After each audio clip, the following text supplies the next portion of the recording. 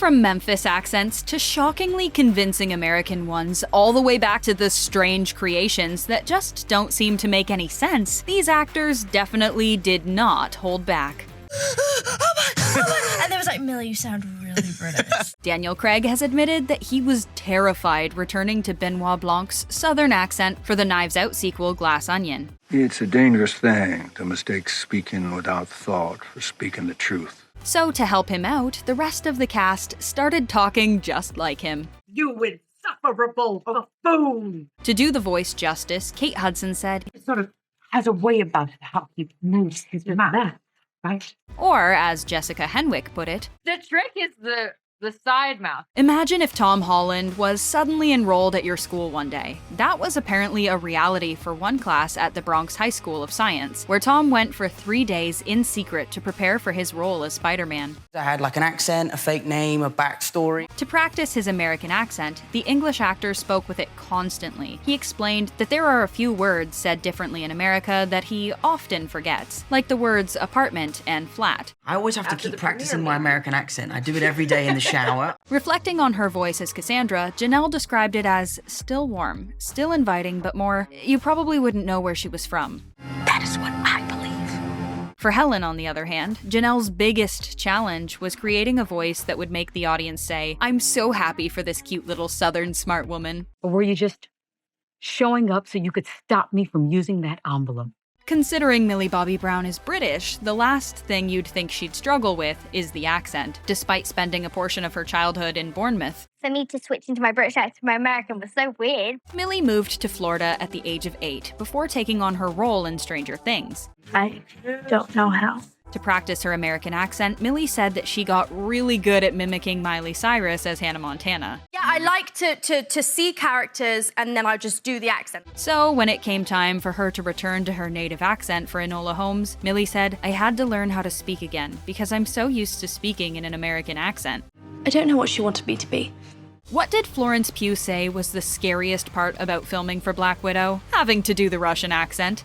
This would be a cool way to die. According to her, she wasn't all too sure about how it would translate to the screen, although it would seem that she worried for nothing. Dialect coach Adrienne Nelson loved Florence's accent, explaining that she was able to hit frequently missed notes that made her describe the experience of listening to her by saying, ugh, I'm in heaven. And none of you told me. From watching Blonde, you'd never guess that English isn't Ana de Armas's first language. When I moved to LA 2 years ago, I didn't speak English at all. Director Andrew Dominic admitted to having some reservations about casting her because of that. But once he saw her acting, there was no doubt that she was a star. Yes, that's me. But I don't understand. The Cuban-Spanish actress spent 3 hours a day for 9 months training with a vocal coach for the role. So the opportunity for me to play this part was just, a dream. All while spending 12-hour days on set for Knives Out. I don't know what's happening. I don't know why you guys. I'm also confused. Margot Robbie has a pretty useful tip for anyone trying to do a Brooklyn accent. Pretend that you've got acrylic nails on and they've just been painted, so they're still wet. This was the advice the Australian-born actress was given by her acting coach, so that she could audition for the role of Harley Quinn using her iconic accent. Come on, boy. Lord, play with me. Margot admitted that she found the advice strange at first, but she just gave in to the fantasy. And, this attitude came out of nowhere. Joseph Quinn had a bit of an identity crisis over his accent for Stranger Things. It's my year. I can feel it. Having to swap out his British accent for an American one, Joseph said that he felt like a sociopath. Going on to explain, after a while I was so far down the rabbit hole, at points I'd be like, do I sound good? Do you like this? Joe Keery was a pretty great co-star to have, telling Quinn, dude, I can't save you, but I promise you it's gonna be fine. I can accept the fact that Steve Harrington, good dude. Catherine O'Hara's accent on Schitt's Creek is entirely her own. Are you saying you disagree? Catherine described it as the result of Moira and Johnny's world travels when they had money. It's all starting with great scripts to begin with, but I definitely have to make things my own. Playing Elvis completely changed Austin Butler's voice. And when you're lost, people take advantage.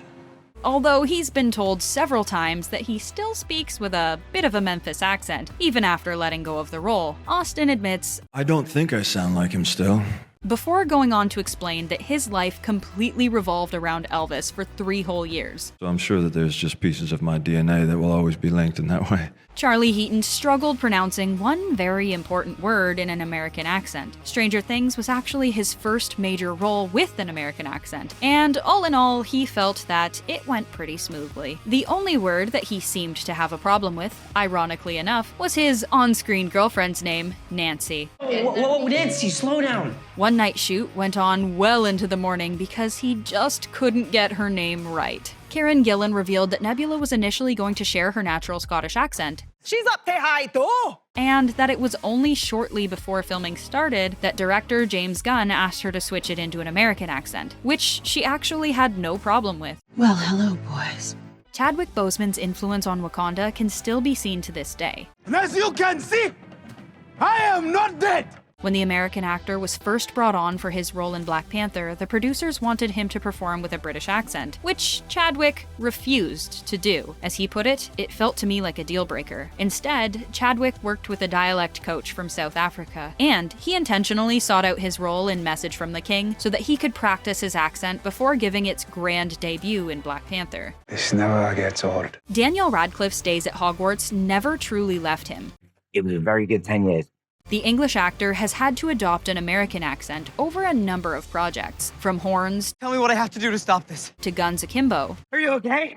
Oh, God, no, you're not. His accent often resembles someone from Ohio, which Daniel believes he picked up from his time spent with director Chris Columbus, who worked on the first 2 Harry Potter films. As he put it, maybe in some way I am just kind of mirroring the American accent I heard the most growing up. Lady Gaga spent 9 months with an Italian accent while filming House of Gucci. I want to see how this story goes. She'd apparently do this even with friends and family. If I were to call you on the phone, I would have spoken to you just like this. Despite Gaga's devotion, her dialogue coach Francesca De Martini went on to tell Daily Beast, "I feel bad saying this, but her accent is not exactly an Italian accent. It sounds more Russian." That's not what I said.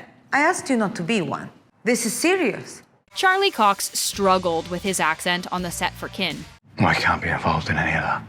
Although he'd rocked an Irish accent once before during his memorable performance on Boardwalk Empire. But we won't be too vexed about him then. Charlie admitted that the stakes felt much higher working on Kin because he was working with actors who had real Irish accents. To him, this meant that if the accent isn't good, it will stick out like a sore thumb. But he made sure to mention that his co-stars were very kind and encouraging. We got very competitive and sibling rivalry-like. Which of these on-screen accents did you find the most convincing? And were there any ones that just don't sound quite right? For the purposes of being a professional actor, I don't want to do a terrible accent on camera. We'd love to hear your thoughts, so make sure to let us know down below.